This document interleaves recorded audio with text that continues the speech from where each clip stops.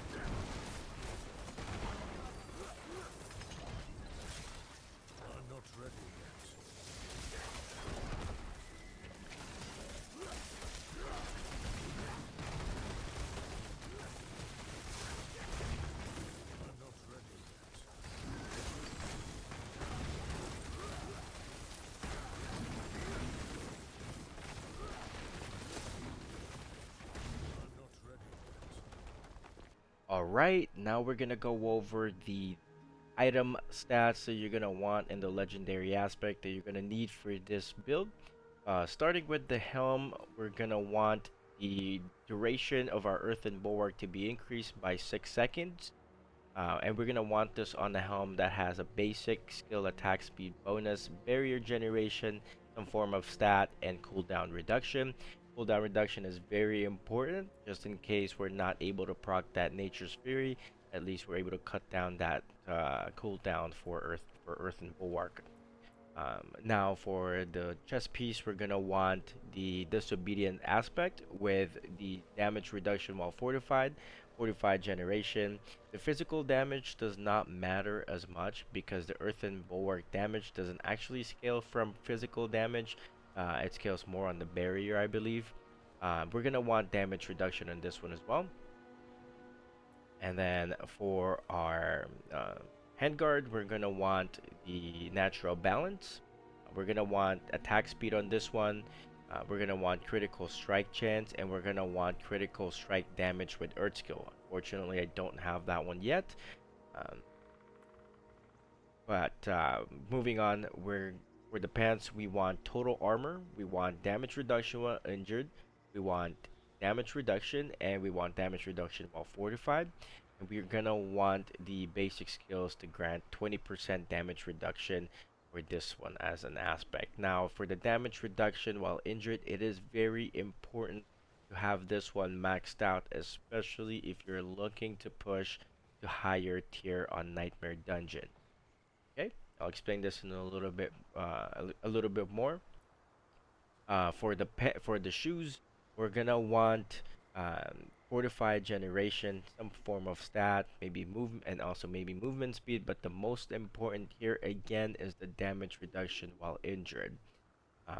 For the aspect, we're gonna want the Ghost Walker aspect, which gives us that bonus movement speed and makes it so that we can freely move through enemies while we have unstoppable, which we always have because Earthen Bulwark makes us unstoppable. Now for the weapon, what we're going to want is critical strike damage with Earth skill, willpower, vulnerable damage, and critical strike damage. You want to stack that strike damage because that helps our Earthen Bulwark scale.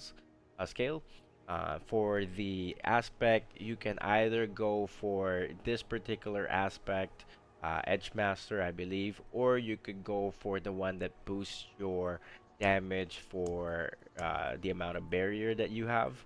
I don't know if I have it here. Now, again, for our amulet, what we're going to want is damage reduction to be maxed. We want 3 ranks on Envenom, which is a big source of our damage. We want total armor, just for extra survivability. Again, for that damage reduction while injured, that is what's going to keep us alive when we're pushing to higher tiered Nightmare Dungeon. So we want to make sure that we have that one maxed out. Now for the aspect, we want the aspect for the Nature's Fury, which cuts down our cooldown by 12. You have to put this particular aspect, the symbiotic aspect, onto Amulet, because if you don't, you're only gonna get 8 seconds. We want 12 seconds, as you can see. I have 12 seconds here, and the cooldown of my Earthen Bulwark is 12 seconds. This is an absolute must because we don't have the Staff of Crone, and we're gonna be using these two.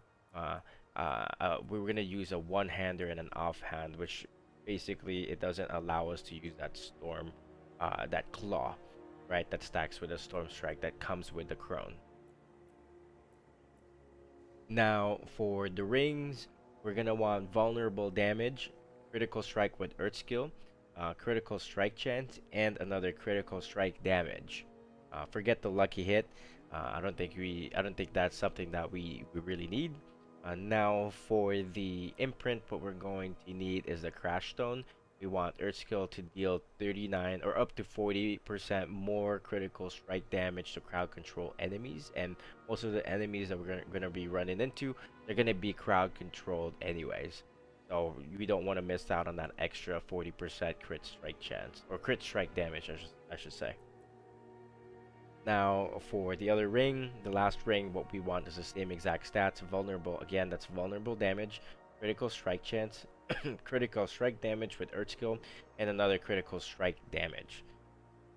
And we want the trample aspect for this one. It doesn't matter if you have it on the 70 or 80. This is not our main source of damage. Our main source of damage is Earthen Bulwark. Basically, we're only using this so that we can proc our pack leader efficiently. Or we can proc it more, basically, so we can keep on spamming the Poison Creeper. Now, lastly, for our offhand, what we're going to need is Spirit Cost Reduction, Cooldown Reduction, and Critical Strike Chance, and Barrier Generation with the Rapid aspect. Now, for the gems, of course, we're gonna need damage or critical strike damage to vulnerable enemies with the Emerald. For your armor, we're gonna want diamonds. I've tried using sapphires. They work pretty much the same, but I did notice that there's bigger damage with the barrier generation. For the accessories, we're gonna want the skulls. Alright, now for the spirit boons, we're going to need awareness. This is to get that 10% reduction from elites. We're gonna want swooping attacks for that 10% attack speed. We're gonna want bolster, which fortifies you for about 10% of your maximum life every time you pop your earthen bulwark. And then we're gonna need pack leader. Critical strikes have up to 20% chance to reset the cooldown of your companion skills. Calm Before the Storm, nature magic skills have up to 10% chance to reduce the cooldown of your ultimate skills.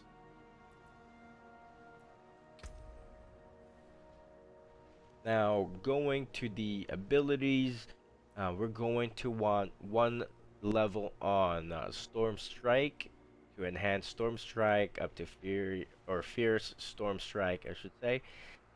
On your core skill, we're gonna want one level on Landslide. We're gonna want Enhanced Landslide and Primal Landslide. 3 ranks on Predatory Instinct. The reason why I'm only using 1 rank on Landslide is because I'm not really the main damage dealer for this build is Earthen Bulwark and not Landslide. We're only using the Landslide to proc the pack leader, which allows us to spam Poison Creeper, which actually gives us a 20% critical strike chance, and we'll get to that in a little bit. We're gonna want level 5 ranks on Earthen Bulwark, obviously all the way up to Init Earthen Bulwark for that barrier or damage that we're gonna be outputting. Now we're gonna need 1 rank on Ancestral Fortitude, and then just to get to 3 ranks of Vigilance. 1 rank again on Poison Creeper, and you're gonna want Brutal Poison Creeper. The reason for this is for that 20% crit strike chance. What we want is we want to pop the Poison Creeper before we pop our Earthen Bulwark, so that we get that extra 20% crit strike chance.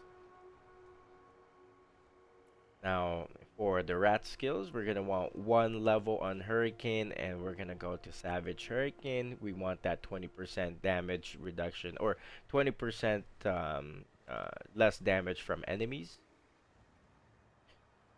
We're gonna want 3 ranks on Elemental Exposure because this is a storm skill. Uh, we want that 3 second, that chance for a 3 second vulnerable against enemies, or vulnerable enemies, I should say. Now we want 1 rank on Trample, and then we want to go all the way up to Natural Trample. We're not gonna need the 20 Spirit. 3 ranks on Crushing Earth, 3 ranks on Safeguard, 3 ranks on Stone Guard. We want Neurotoxin, and we want 3 ranks of Envenom. This is another really big source of our damage for this build. You can see that 60% additional critical strike damage to poison enemies, which is why we want the Poison Creeper. If we were to use a Crone Staff, then we wouldn't need the Poison Creeper, because you'll be using Claw.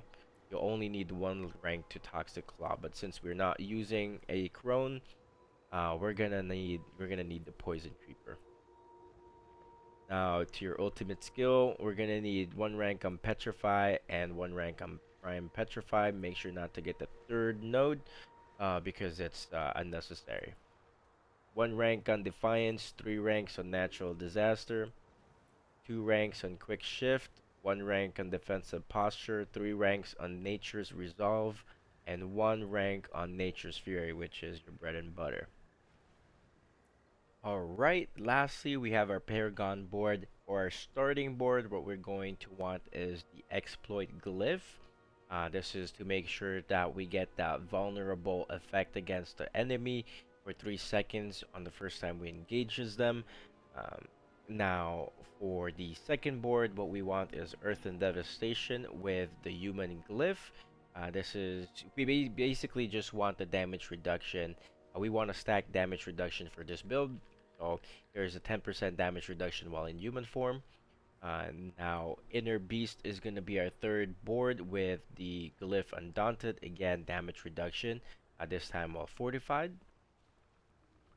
Fourth board will be Lust for Carnage. The important one here is actually the attack speed. We want to make sure that we get that bonus.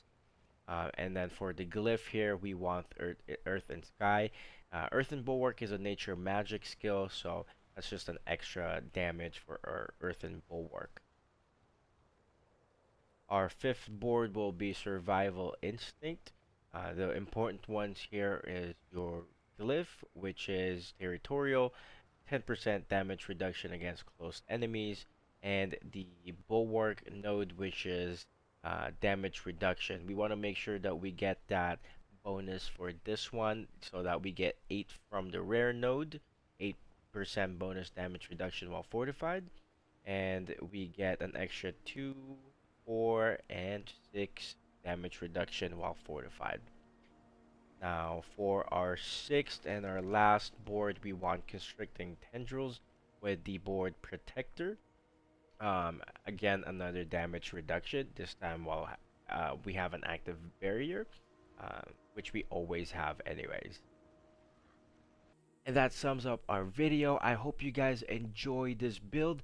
If you made it this far, please make sure to hit that subscribe button. As I'm sure you already know, 99% of the people that watch my videos are not subscribed. So please do me a solid and make sure to hit that subscribe button. And I will see you on the next video. Peace.